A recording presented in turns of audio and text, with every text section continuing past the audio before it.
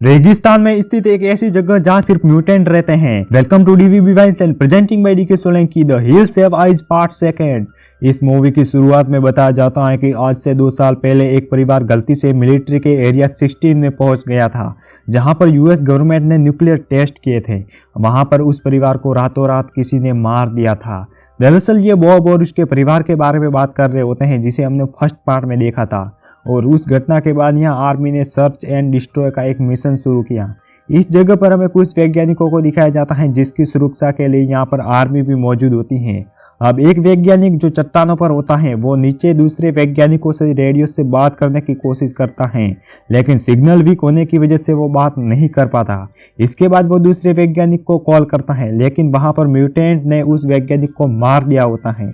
वही बाहर हमें उस वैज्ञानिक को दिखाया जाता है जो रेडियो से संपर्क करने की कोशिश करता है। तभी उसके सामने एक म्यूटेंट आता है, लेकिन वो उस पर हमला नहीं करता।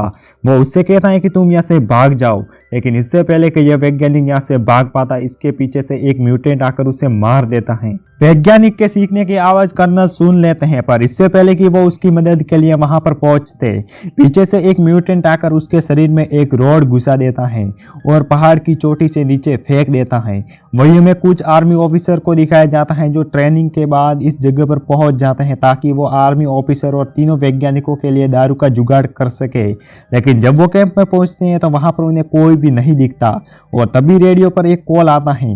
वो कॉल को रिसीव करते हैं, पर आगे से कोई भी आवाज नहीं आती। और तभी पहाड़ की चोटी पर से कोई चमकीली वस्तु को चमकाता है, जिससे ये समझ जाते हैं कि ऊपर कोई न कोई है जिसे हेल्प की जरूरत है। इनका जो कर्नल होता है वो सबको सर्च एंड रेस्क्यू का ऑपरेशन करने को कहता है, ताकि तीनों वैज्ञानिकों और बाकी लोगों को ढूंढा जा सके।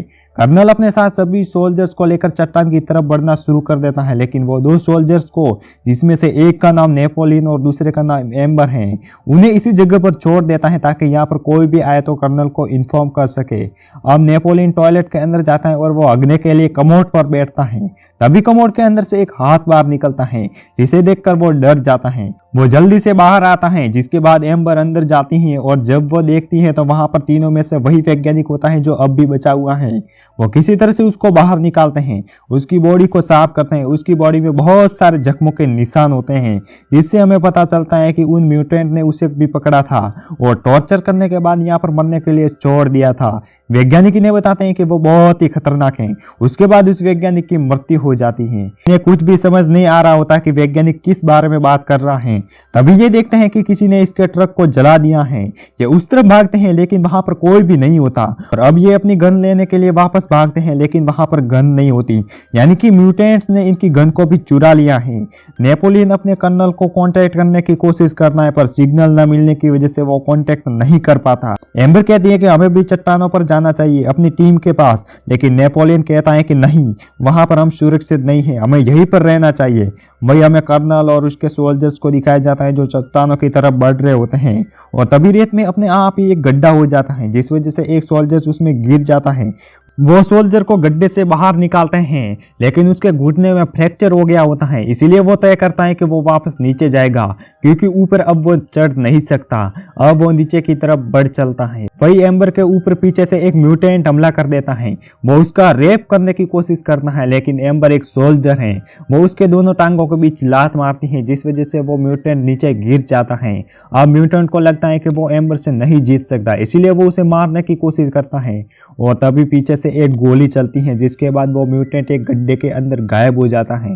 ये गोली उसी सोल्जर ने चलाई थी जिसके घुटने में फ्रैक्चर हो गया होता है। वो नीचे पहुंच चुका है, और जब वो एम्बर की तरफ बढ़ रहा होता है, तभी वही म्यूटेंट जो गड्ढे के अंदर चला गया था, वो उसका पैर नीचे से खींच लेता है और उसे अंदर खींचने की कोशिश करने लगता है। एम्बर उसे पकड़ लेती है और बाहर खींचने की कोशिश करने लगती है, लेकिन वो म्यूटेंट बहुत ही ताकतवर है। वो उस सोल्जर को लगातार अंदर खींच रहा होता है। अब नेपोलियन भी आ जाता है और उसकी मदद करने लगता है, पर वो म्यूटेंट उस सोल्जर को पूरा गड्ढे के अंदर खींच लेता है, और एम्बर और नेपोलियन कुछ भी नहीं कर पाते। वही बाकी सोल्जर को दिखाया जाता है जो पहाड़ की चोटी पर पहुंच जाते हैं। वहां पर उन्हें दूसरे वैज्ञानिकों की लाशें मिलती हैं। वो समझ जाते हैं कि यहाँ पर कुछ न कुछ गड़बड़ है, दया पता लगाओ। अब ये सब के सब गन निकालकर उन्हें ढूंढना शुरू कर देते हैं, जिसने इन सभी को मारा है। तभी एक म्यूटेंट इनके एक सोल्जर पर हमला कर देता है। सोल्जर उस पर गोलियां चलाता है, लेकिन म्यूटेंट यहाँ से भाग जाता है। और जब म्यूटेंट भाग रहा होता है तो गोली म्यूटेंट को न लगकर इन्हीं के कर्नल को लग जाती है, जिससे उसकी डेथ हो जाती है। अब इन सब ने भी यहाँ म्यूटेंट को देख लिया है, ये समझ जाते हैं कि यहाँ पर बहुत खतरा है। एम्बर और नेपोलियन भी यहाँ पर पहुंच जाते हैं। वो सबको बताते हैं कि जिस सोल्जर के घुटनों में फ्रैक्चर हो गया था, म्यूटेंट ने उसे भी मार दिया और एक वैज्ञानिक को भी बुरी तरीके से मार दिया है। अब ये सब तय करते हैं कि ये वापस अपने कैंप में जाएंगे और अब ये कर्नल की लाश को भी अपने साथ लेकर जाते हैं। अब वो सोल्जर जिसकी गन से कर्नल की मौत हो गई थी, वो अपने आप को और कर्नल को रस्सी से बांधकर ऊपर पहाड़ से नीचे उतरने की कोशिश करने लगता है। वो धीरे धीरे नीचे उतर रहा होता है, बाकी सब ने रस्सी को ऊपर से पकड़ रखा है और तभी रस्सी टूट जाती है, जिस वजह से उस सोल्जर की भी डेथ हो जाती है। और जब ये रस्सी को ऊपर खींचते हैं और देखते हैं तो रस्सी टूटी नहीं होती, बल्कि रस्सी को किसी ने काट दिया होता है। अब इन्हें समझ में आ जाता है कि म्यूटेंट्स एक एक करके इन्हें अपना शिकार बना रहे हैं, इसीलिए ये सब बड़ी सावधानी से ऊपर से पहाड़ से नीचे उतरना शुरू कर देते हैं। और जब ये नीचे पहुंच चुके होते हैं तो इन्हें कर्नल दिखते हैं, जो बुरी तरीके से जख्मी होते हैं, जो अपनी जिंदगी की आखिरी सांस गिन रहे हैं। ये कर्नल से पूछते हैं कि हम यहाँ से कैसे निकल सकते हैं। कर्नल नीले बताता है कि यहाँ से निकलने का एक ही रास्ता है और वो जमीन के नीचे बनी माइंस से है। लेकिन वो म्यूटेंट्स बहुत ही खतरनाक है, वो किसी को भी नहीं छोड़ेंगे। लेकिन वो लड़कियों को नहीं मारते, बल्कि उसको पकड़ कर ले जाते हैं ताकि लड़कियों के साथ एंजॉय कर सके। ये कर्नल से पूछते हैं कि उनसे कैसे बच सकते हैं, तो कर्नल कहता है कि इस तरह, और वह खुद को गोली मार देता है।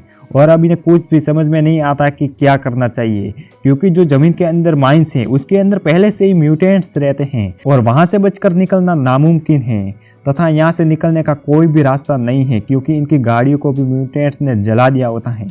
अब ये चारों के चारों सोल्जर्स म्यूटेंट्स को मारने के लिए एक योजना बनाते हैं।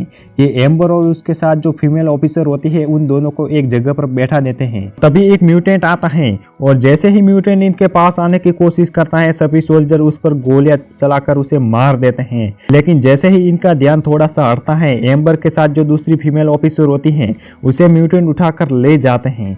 ये उस म्यूटेंट का पीछा करते हुए माइंस तक पहुंच जाते हैं, जिसके अंदर वो म्यूटेंट उस फीमेल ऑफिसर को लेकर गया था।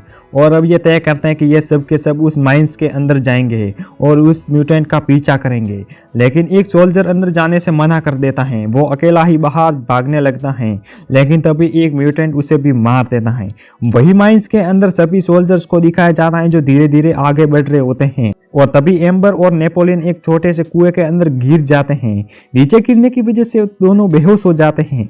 वही ऊपर जितने भी सोल्जर्स होते हैं वो किसी भी तरह से इन्हें ऊपर वापस लाना चाहते हैं। लेकिन जहां पर ये गिरे होते हैं वहां पर एक म्यूटेंट आता है जो एम्बर को उठाकर ले जाने की कोशिश करता है, पर नेपोलियन उस पर पत्थर से हमला करके उसको मार देता है। यहाँ पर एक म्यूटेंट और आता है जो अंधा होता है, लेकिन वो सूंघकर किसी का भी पता लगा सकता है कि कौन कहां पर है। नेपोलियन और एम्बर उससे बचने के लिए भागते हैं और एक बार फिर से ये एक डोर से नीचे गिर जाते हैं, जहां पर इनका सामना एक और म्यूटेंट से होता है।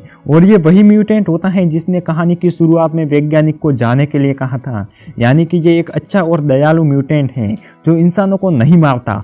वही नेपोलियन और एम्बर के दो साथी सोल्जर जो ऊपर होते हैं वो उनकी मदद के लिए नीचे आते हैं। लेकिन यहाँ पर जो ब्लाइंड म्यूटेंट हैं वो इनकी आवाज़ को सुनने के बाद इन पर गोलियां चलाना शुरू कर देता है।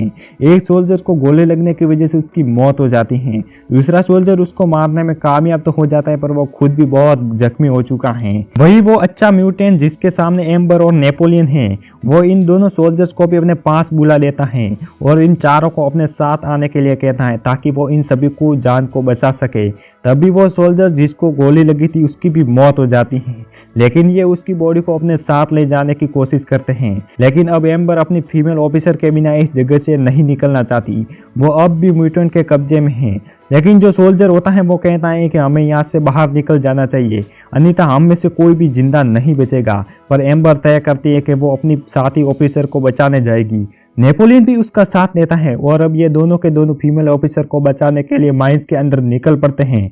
दूसरी तरफ वो सोल्जर जो अकेला यहाँ पर रुक गया था वो डायनामाइट का एक बॉक्स देखता है जिसे लेकर वो आगे बढ़ने की कोशिश करता है, लेकिन म्यूटेंट की ये एक चाल होती है।